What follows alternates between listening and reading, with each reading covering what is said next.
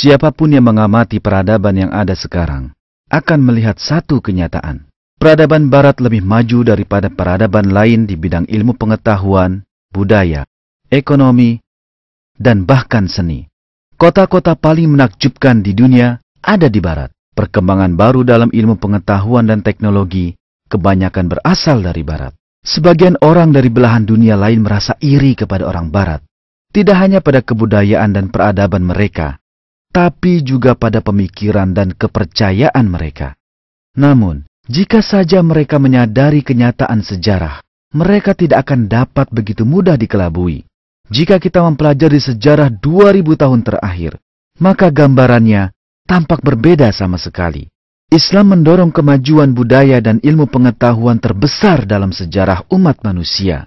Ketika Barat tersesat dalam kegelapan, Islam mendirikan peradaban paling maju di dunia. Islam membawa cahaya kepada dunia yang gelap tanpanya. Mari kita saksikan bersama.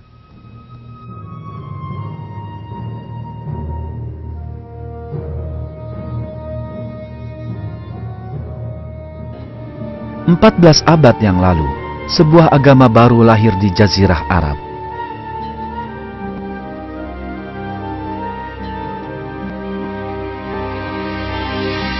Agama ini mengajarkan kedamaian, akal budi, dan peradaban kepada bangsa Arab yang kejam, biadab, dan jahil.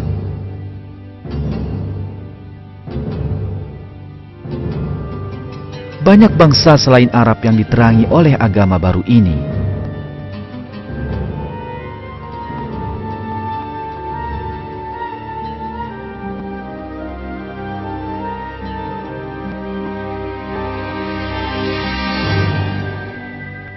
Budaya, filsafat, dan seni berkembang pesat.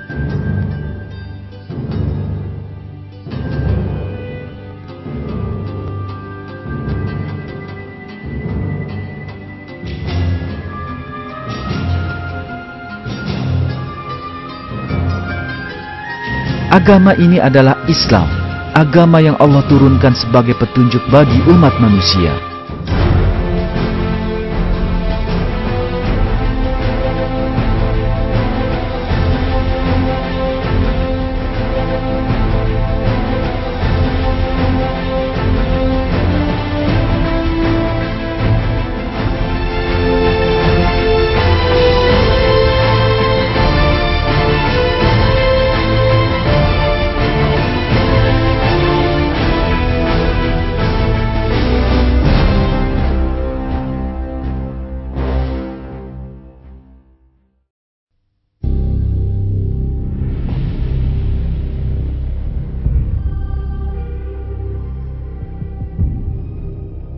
Pada abad ke-7, tanah Arab adalah salah satu daerah paling bermasalah di dunia.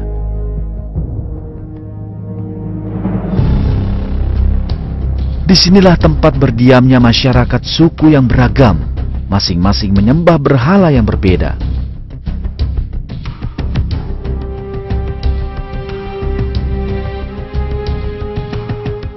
Mereka saling berperang demi berhala mereka, menumpahkan darah, dan bahkan membunuh anak-anak mereka.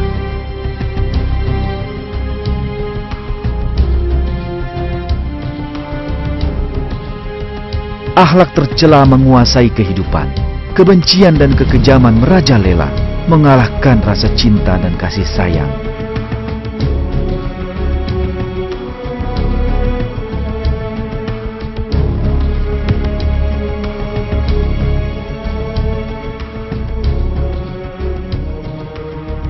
Tapi ajaibnya, dalam beberapa puluh tahun saja, dunia yang gelap dan berlumuran darah ini berubah sama sekali. Mukjizat besar ini adalah Al-Quran yang Allah turunkan kepada umat manusia sebagai petunjuk.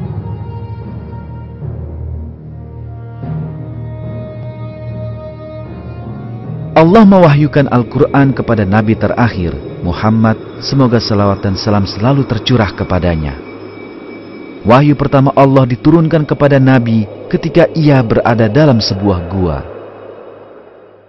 Bacalah dengan menyebut nama Tuhanmu yang menciptakan, Dia telah menciptakan manusia dari segumpal darah. Bacalah, dan Tuhanmulah yang Maha Pemurah, yang mengajar manusia dengan perantaraan kalam. Dia mengajarkan kepada manusia apa yang tidak diketahuinya. Dengan firman ini, orang-orang Arab yang terkungkung dalam lingkaran setan kejahilan dan kekerasan untuk pertama kalinya diseru untuk membaca dan berpikir. Ini juga menjadi awal dari sebuah perkembangan peradaban yang paling menonjol dalam sejarah manusia.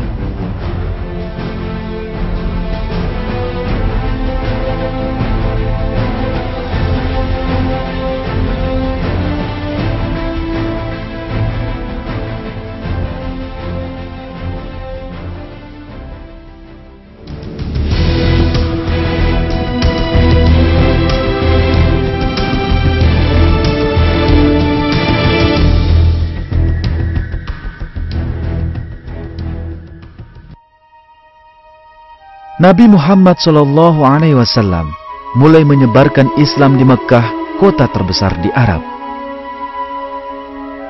Penduduk Mekkah adalah penjaga Ka'bah, masjid yang dibangun Ibrahim untuk menyembah Allah. Tapi telah turun derajatnya sehingga berubah menjadi kuil penyembahan berhala. Ratusan berhala yang menghiasi Ka'bah adalah lambang agama sesat penduduk setempat, yang juga menjadi sumber penghasilan mereka.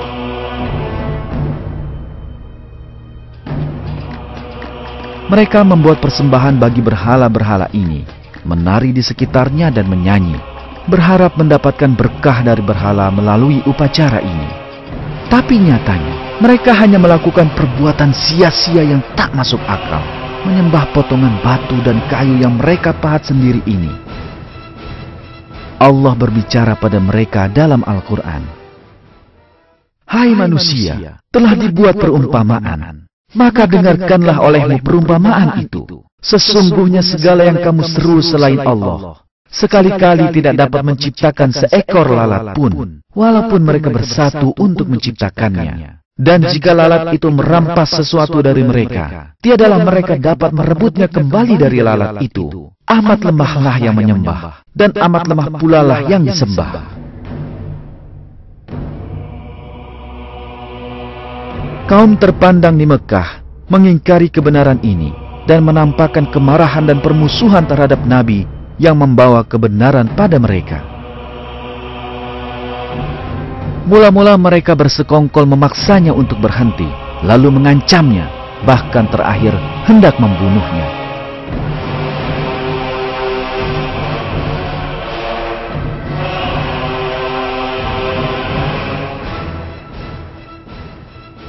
Banyak kaum muslim yang beriman pada Nabi menjadi korban razia malam yang keji di rumah-rumah mereka, dan kebanyakan menemui syahid.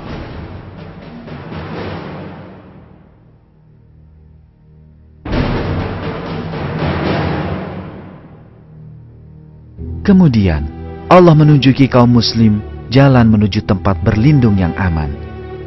13 tahun setelah wahyu pertama, saat kaum muslim menjadi sasaran kekejaman luar biasa, para pemimpin Yastrib, sebuah kota di utara Mekkah, mengundang kaum muslim untuk datang.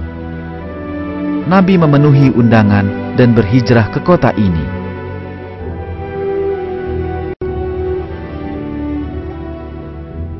Kota ini, yang kemudian diberi nama Madinah, menjadi ibu kota Islam yang pertama. Nabi menandatangani perjanjian dengan orang-orang Yahudi, Nasrani, dan orang-orang Arab yang bukan Muslim untuk menegakkan tatanan yang adil di mana semua masyarakat dari berbagai agama dapat hidup bersama secara damai.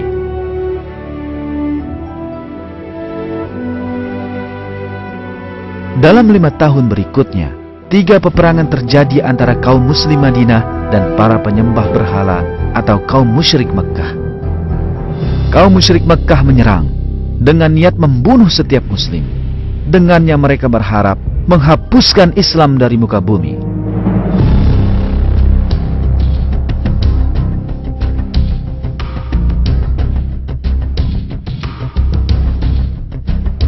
Di lain pihak, kaum muslim berjuang demi menyelamatkan diri dan agama mereka. berserah diri hanya kepada Allah dan hanya mencari ridha-Nya.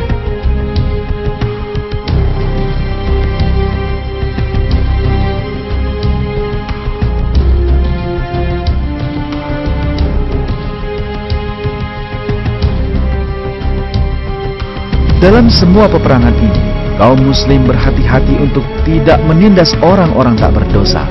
Mereka tidak pernah menzalimi siapapun, karena Allah melarang hal ini.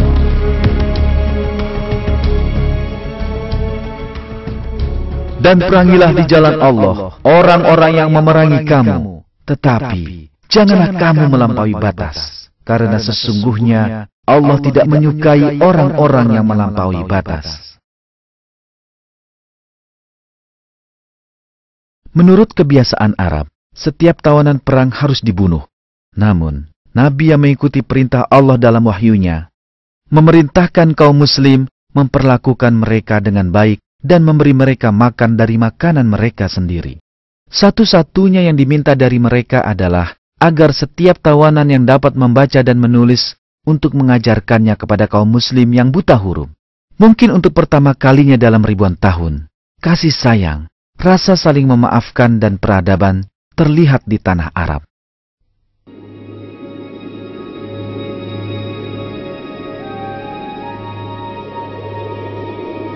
Dengan berlalunya waktu, keadilan dan kemuliaan akhlak Islam tersebar di sekitar tanah Arab. Kejujuran, ketulusan, dan keteguhan kaum muslim mengesankan banyak suku Arab dan menyebabkan mereka masuk Islam. Tentara Islam tak terhentikan dan bergerak menuju Mekah pada tahun 630 Masehi.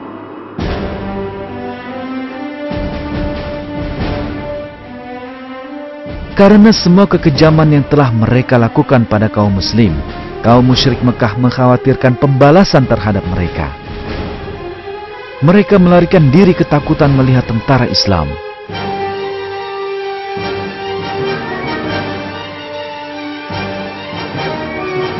Kebiasaan Arab mewajibkan tentara yang dikalahkan agar dibunuh, sedangkan wanita dan anak-anak diperbudak.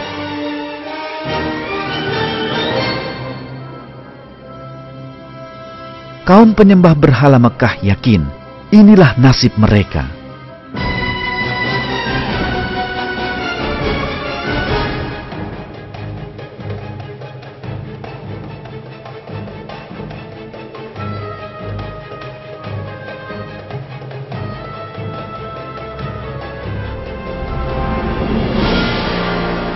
Namun tindakan Nabi mencerminkan ampunan Allah yang tiada terbatas.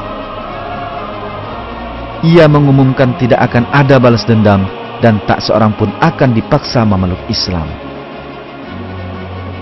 Tindakan mulia memaafkan dan toleransi ini membuat para ahli sejarah Barat terkagum. Ketika Muhammad memasuki Mekah, tidak hanya ia tidak melakukan balas dendam berdarah, tapi malah merangkul orang-orang Mekah yang telah memeranginya selama 3 tahun dan telah berusaha membinasakannya. Ini sangat mengejutkan orang-orang di sekitarnya, sehingga pada masa sangat awal dari sebuah agama, orang menemukan serangkaian peristiwa kemurahhatian, seringkali berupa kebaikan dan pemaafan yang luar biasa.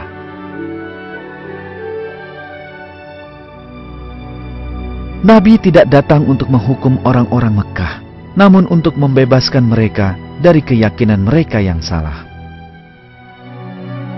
Setelah menaklukkan Mekah, pasukan muslim langsung menuju Ka'bah.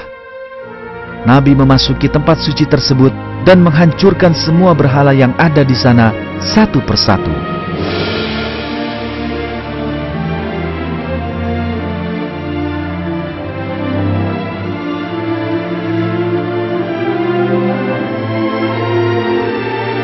Dengan hancurnya berhala-berhala ini, semua kekejaman, ketidakadilan, kebiadaban dan kekerasan yang dilakukan atas nama mereka dihancurkan juga.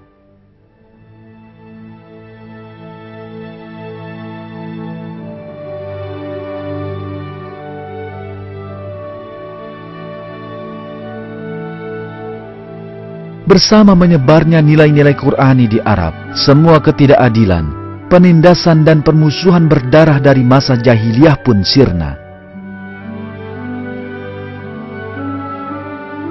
Sebuah tatanan yang berlandaskan rasa hormat, cinta, kasih sayang, dan keadilan di antara manusia didirikan.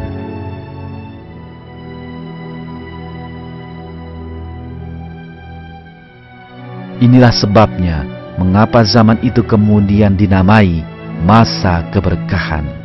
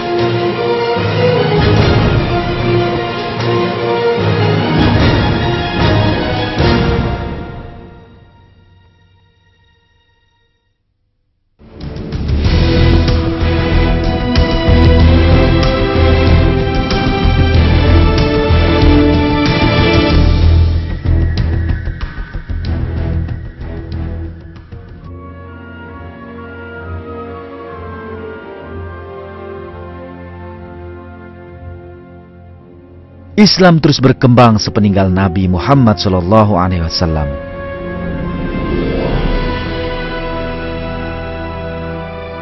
Hanya dalam beberapa puluh tahun, Islam tersebar ke seluruh Mesopotamia dan Afrika Utara. Dan di timur, Islam mencapai hingga India. Orang Arab yang hanya beberapa dasawarsa sebelumnya adalah para penggembala di padang pasir Arab, menjadi penguasa sebuah imperium besar berkat kearifan, budaya, dan kesadaran tinggi yang mereka dapatkan dari Islam.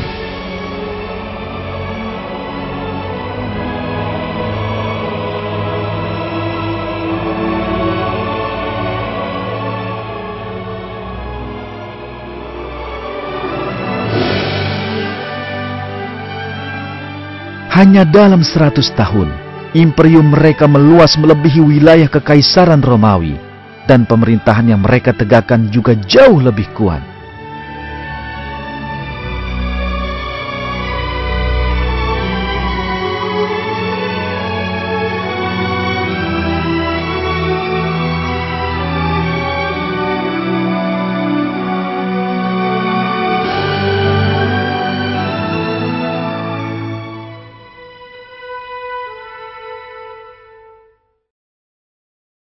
Pemeluk agama yang beraneka ragam tinggal di imperium itu, terutama Yahudi dan Nasrani.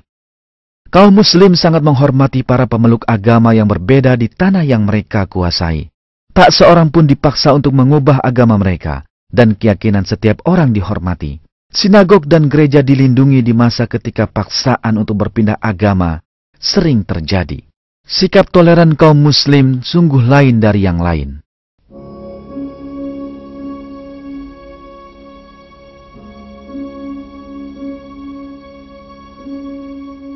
Salah satu contoh toleransi Islam yang paling menakjubkan terjadi pada penaklukan Yerusalem tahun 638 Masehi oleh tentara Islam yang dipimpin Khalifah Umar.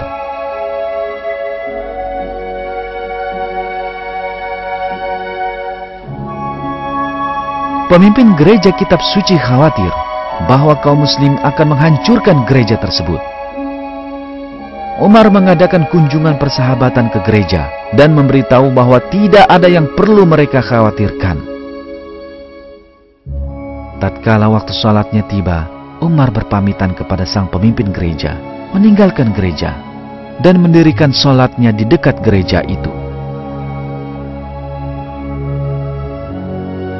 Kemudian, Masjid Al-Aqsa dibangun di tempat Umar melakukan sholat pertamanya di Yerusalem. Kaum muslim memberikan Yerusalem salah satu karya arsitektur paling memukau di dunia.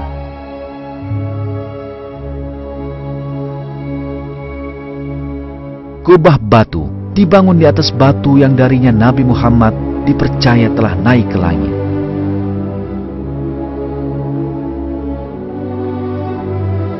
Dengan hiasan khas dan kubah helaian emasnya, kubah batu menunjukkan cita rasa seni dan peradaban Islam.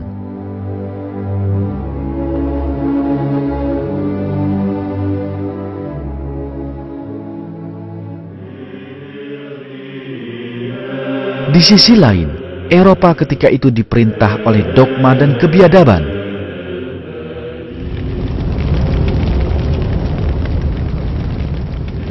Gereja Katolik menindas orang Yahudi dan bahkan orang Nasrani dari gereja lain.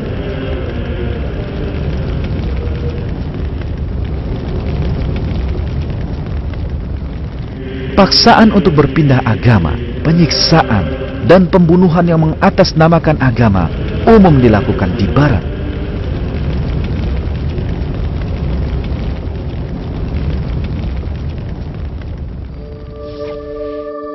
Di lain pihak, kaum muslim selalu memperlakukan ahli kitab, yaitu orang Yahudi dan Nasrani, dengan toleransi dan kasih sayang, seperti yang diperintahkan Allah dalam Al-Quran.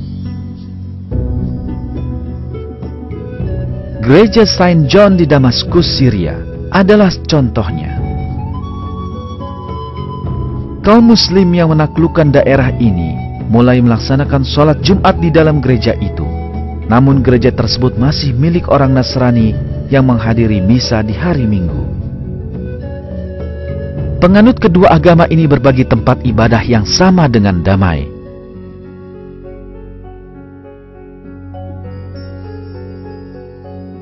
Dengan meningkatnya jumlah kaum muslim di kota tersebut, penguasa muslim membeli gereja itu dengan persetujuan masyarakat Nasrani. Mereka membangun masjid di samping gereja, dan hiasan di pelataran gereja tersebut diperindah dengan corak Islami. Contoh memukau dari kesenian Islami awal dibangun di atas tiang-tiang yang diwarisi Kekaisaran Bizantium.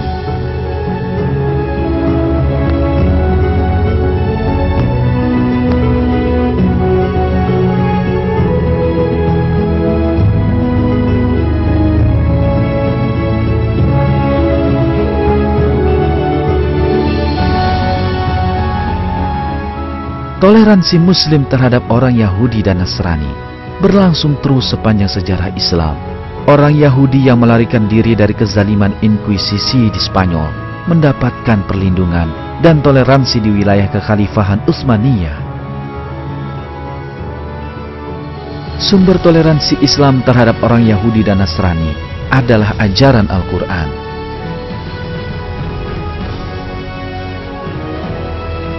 Allah memerintahkan kaum muslim untuk memperlakukan ahli kitab dengan baik.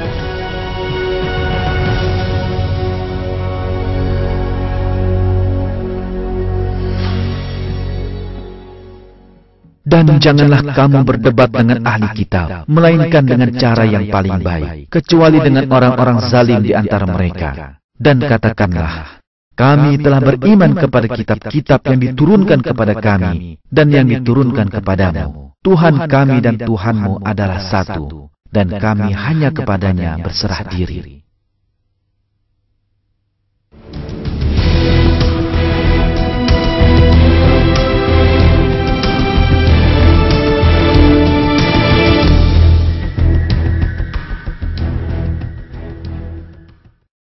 Salah satu pencerahan yang dibawa Islam bagi kemanusiaan adalah pemikiran ilmiah. Masyarakat Arab dan Timur Tengah pra-Islam tidak mempedulikan persoalan-persoalan mengenai alam semesta, bagaimana alam tercipta, dan bagaimana alam bekerja. Mereka belajar merenungi pertanyaan-pertanyaan ini dan untuk mencari jawabannya dari Al-Quran. Dalam Al-Quran, Allah memerintahkan manusia untuk menyelidiki bagaimana langit dan bumi tercipta. Cara pikir ini menggerakkan bangkitnya ilmu pengetahuan dalam peradaban Islam. Ini adalah perkembangan ilmu pengetahuan yang istimewa dalam sejarah dunia.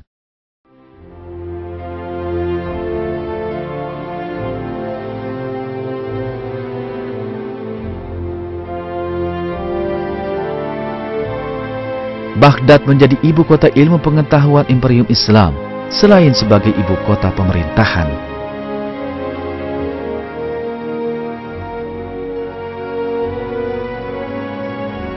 Ilmuwan, filsuf, dan peneliti berkumpul di Baghdad dari keempat penjuru dunia Islam dan bertemu di Baitul Hikmah atau pusat kajian ilmu pengetahuan kala itu yang terkenal di sana untuk mengungkapkan rahasia alam semesta yang Allah ciptakan. Kesadaran ilmuwan muslim yang bersumber dari Al-Quran memicu pencapaian terbesar dalam ilmu pengetahuan, sesuatu yang belum pernah terjadi sebelumnya. Sifat lain yang diajarkan Al-Quran kepada kaum muslim adalah keterbukaan pikiran yang memungkinkan mereka mempelajari ilmu pengetahuan dari peradaban lain tanpa prasangka.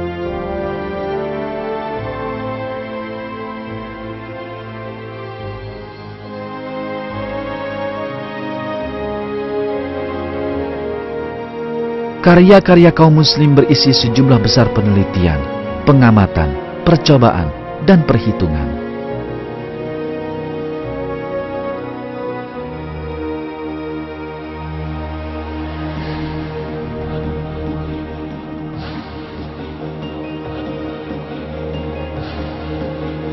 Sistem desimal yang sekarang digunakan di seluruh dunia dikembangkan oleh para ahli matematika muslim. Ilmuwan muslim memandang sangat penting pengamatan di bidang astronomi. Astronomi modern dikembangkan dari sistem mereka.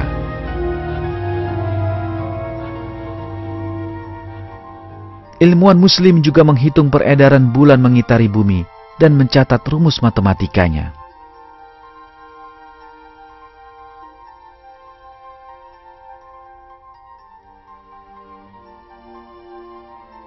Aljabar dan trigonometri adalah temuan para pakar matematika muslim.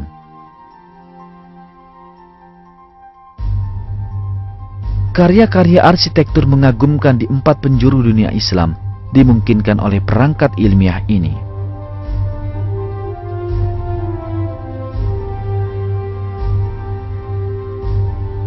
Sejumlah prestasi kaum muslim paling memukau adalah di bidang kedokteran, di masa ketika orang Eropa menganggap penyakit disebabkan oleh roh jahat. Perawatan bukanlah sebuah kata yang dapat ditemukan dalam kosakata pemikiran orang Eropa. Di lain pihak, melalui penelitian mendalam, ilmuwan muslim menyimpulkan bahwa penyakit disebabkan oleh makhluk yang terlalu kecil untuk dilihat dan bahwa pasien harus dirawat di tempat terpisah dari orang-orang sehat. Dari sinilah rumah sakit modern pertama di dunia didirikan.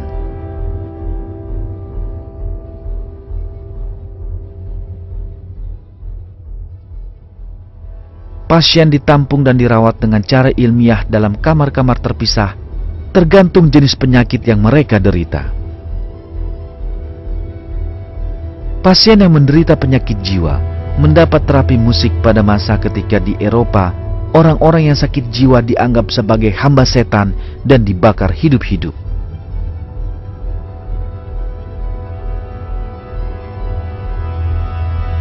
Pengamatan dokter-dokter muslim terhadap anatomi manusia sangatlah tepat, sehingga hasilnya dijadikan buku rujukan di sekolah-sekolah kedokteran Eropa selama lebih dari 6 abad.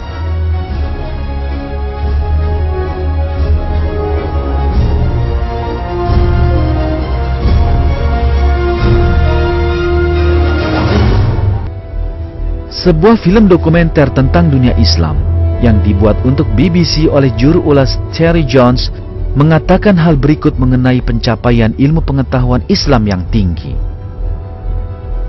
Sebuah filsafat dari kota Harran, misalnya, telah secara tepat menghitung jarak dari bumi ke bulan, sementara yang lainnya memperkirakan bahwa jika Anda dapat membagi atom, Anda akan melepaskan kekuatan yang cukup untuk menghancurkan sebuah kota seukuran Baghdad.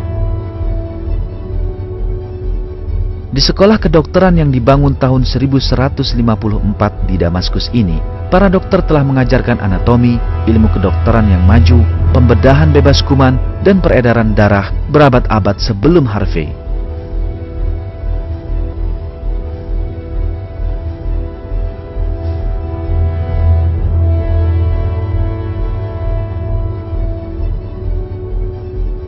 Dokter-dokter Muslim mengukur denyut nadi pasien mereka ketika sedang memeriksa mereka berabad-abad sebelum orang Eropa tahu tentang peredaran darah.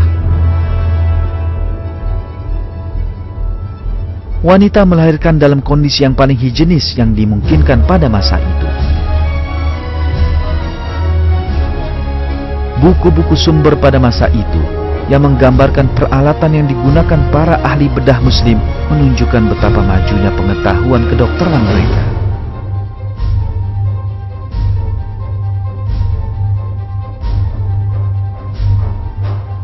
Wanita juga dididik di sekolah-sekolah ilmu pengetahuan di dunia Islam dan turut bersumbangsi untuk kemajuan ilmu pengetahuan. Ilmuwan Muslim membuat sejumlah penemuan sangat penting dalam bidang optik dan cahaya. Orang pertama yang menggambarkan anatomi mata dengan sangat rinci adalah ahli optik Ibnu Al-Haytham. Penelitiannya yang diakui dalam bidang lensa membuka jalan bagi penemuan kamera. Dokter-dokter Muslim juga menemukan penyebab kerusakan penglihatan dan melakukan operasi katarak yang berhasil 1000 tahun sebelum orang Eropa.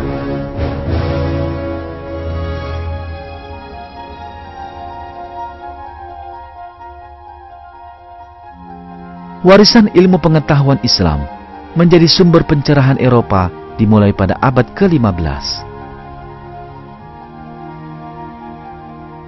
Ilmu Nasrani melakukan pengembangan ilmu pengetahuan Eropa dengan pengetahuan yang mereka dapat dari rekan-rekan Muslim mereka. Cahaya Islam menerangi mereka pula.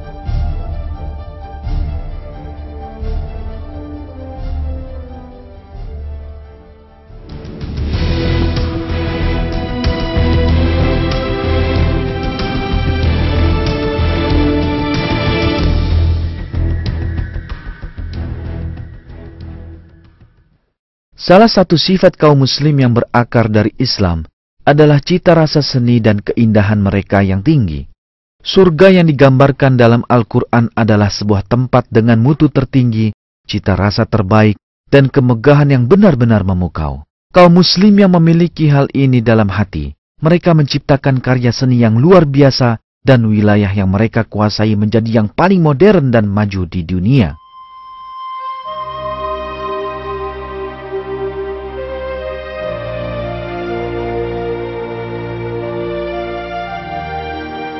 Ketika berkembang dari Arab ke segala penjuru dunia sepeninggal Nabi, Islam membawa kemajuan dan kemakmuran bersamanya.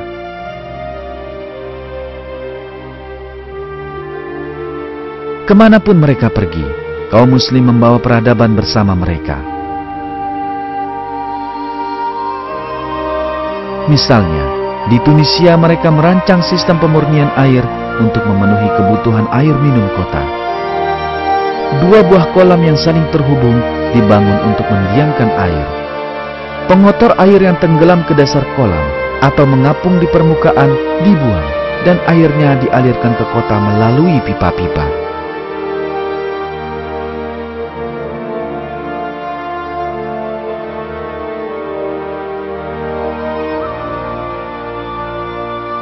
Para ahli teknik Muslim membangun kincir air untuk mengalirkan air ke kota-kota.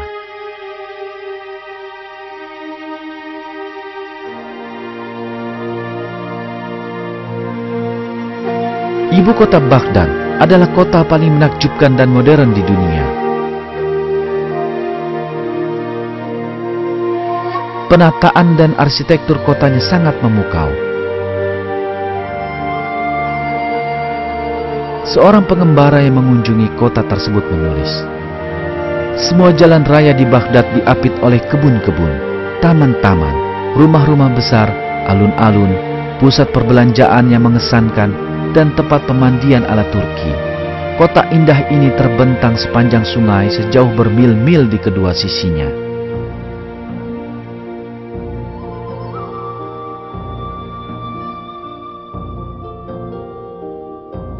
Pusat Islam penting lainnya adalah di Spanyol.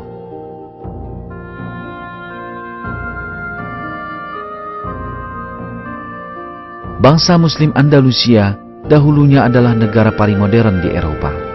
Ibu kotanya, Cordoba, adalah sebuah kota megah dengan arsitektur, jalan-jalan yang teratur, dan diterangi dengan baik perpustakaan, rumah sakit, dan istananya. Di masa yang sama, kota-kota terbesar di Eropa seperti London dan Paris jorok, gelap, dan tidak teratur. Inilah sebabnya mengapa orang-orang Eropa yang mengunjungi Cordoba sangat terkesan dengan kemegahan, budaya dan seni yang mereka nikmati di kota tersebut.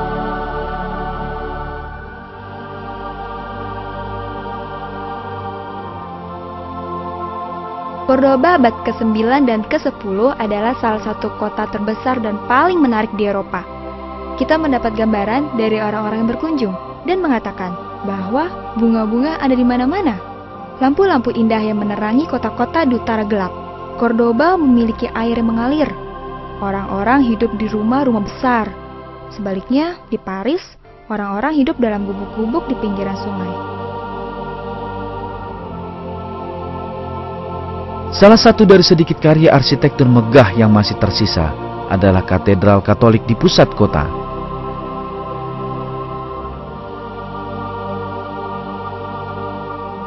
Ini dulu merupakan sebuah masjid dan kemudian diubah menjadi gereja.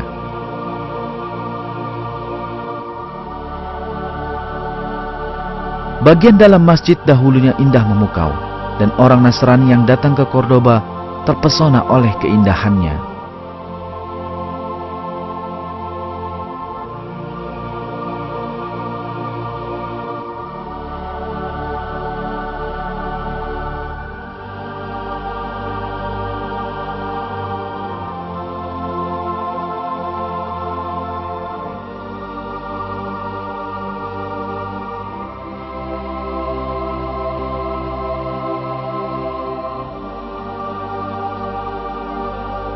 Pada abad ke-10, ada seorang biarawati Saxon yang memiliki nama yang sulit diucapkan.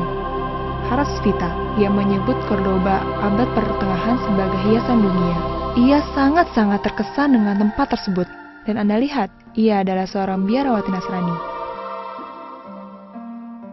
Salah satu karya arsitektur paling megah di Andalusia adalah Istana Alhambra, sebuah contoh agung dari seni dan keindahan Islam.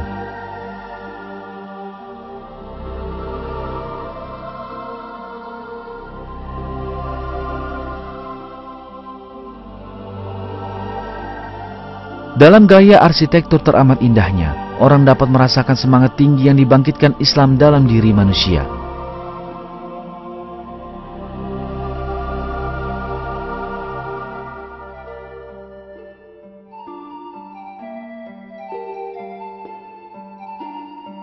Taman-taman Alhambra memiliki air mancur canggih yang dibuat dengan memanfaatkan sistem gravitasi.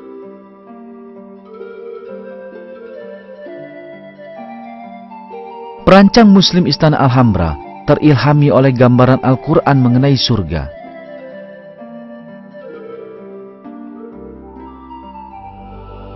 Selain arsitektur, kaum Muslim pun adalah orang-orang paling maju di planet ini dalam hal gaya dan mutu pakaian yang mereka pakai.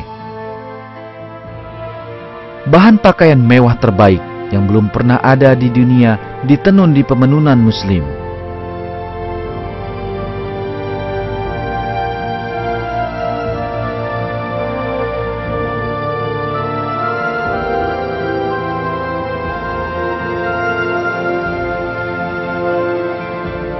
Bahan pakaian dan busana buatan kaum Muslim menjadi lambang status di kalangan masyarakat kelas atas Eropa, dan kaum Muslim menentukan mode pakaian dunia.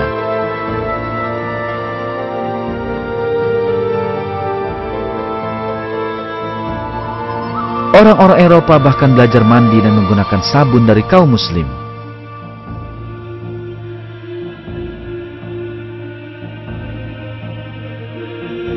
Budaya yang tinggi, cita rasa yang indah, dan kedalaman berpikir yang diajarkan Allah kepada manusia dalam Al-Quran menerangi seluruh dunia.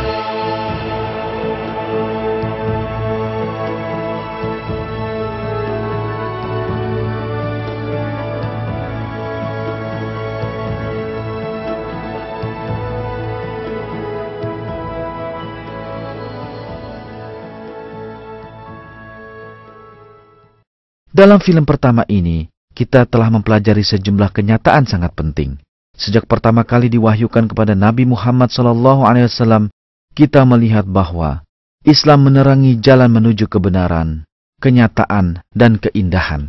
Kaum muslim yang diterangi nilai-nilai Al-Quran membawa toleransi, pemikiran, ilmu pengetahuan, keindahan, kebersihan, dan kemakmuran bersama mereka, kemanapun mereka pergi. Ketika Eropa sedang berkubang dalam dunia gelap, perilaku taklid dan biadab, dunia Islam adalah peradaban paling maju dan modern di dunia. Semua nilai dan pengetahuan yang diperoleh orang-orang Eropa dari kaum muslimin berperan sangat penting dalam perkembangan peradaban Eropa di kemudian hari. Di lain pihak, kemandegan yang kemudian dialami dunia Islam disebabkan karena mereka meninggalkan akal sehat, keterbukaan pikiran, dan kejujuran yang diajarkan Al-Quran. Dalam film kedua, kita akan lanjutkan bahasan mengenai cahaya yang dibawa ke dunia oleh Islam dan juga menelaah perang salib, kekhalifahan Utsmaniyah, dan banyak lagi. Kita harus senantiasa ingat bahwa kaum muslim adalah perwakilan dari sebuah agama besar yang membangun salah satu peradaban terbesar di dunia. Sumber agama ini adalah Al-Quran. Inilah pokok petunjuk yang membawa manusia dari kegelapan kepada cahaya, seperti yang Allah katakan kepada Rasul-Nya. Ini adalah kitab yang kami turunkan kepadamu, supaya kamu mengeluarkan manusia dari gelap gulita kepada cahaya terang benderang dengan izin Tuhan mereka, yaitu menuju jalan Tuhan yang maha perkasa lagi maha terpuji.